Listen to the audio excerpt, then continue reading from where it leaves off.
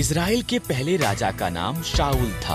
राजा शाऊल ने परमेश्वर की आज्ञा नहीं मानी, इसलिए परमेश्वर ने शमूएल नबी से कहा, शिय नाम के एक व्यक्ति को ढूंढ, उसके पुत्रों में से एक नया राजा होगा। शमूएल को यिशै बैतलहम में मिला।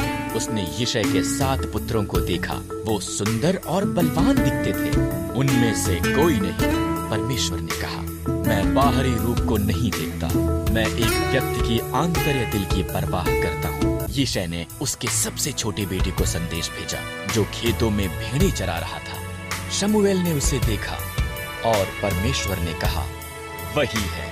इस तरह दाऊद नया राजा होने के लिए अभिषिक्त किया गया था। कुछ समय के बाद इजराइलियों ने पलिश्तियों के साथ युद्ध किया।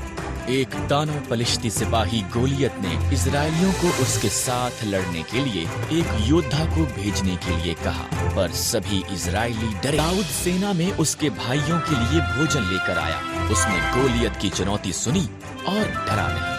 परमेश्वर की सेना का अपमान करने की उसकी इतनी हिम्मत।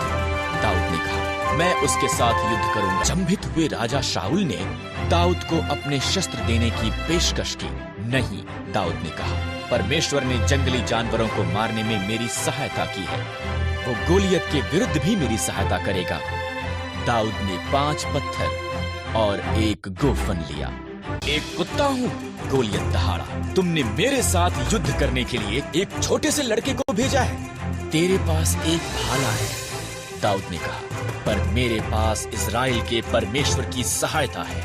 गोफन में पत्थर डाला और घुमा कर मारा। ये गोलियत के माथे में लगा और उसे नीचे गिरा दिया। इजराइलियों ने पलिश्तियों को हरा दिया। परमेश्वर की सहायता के साथ दाऊद एक हीरो था।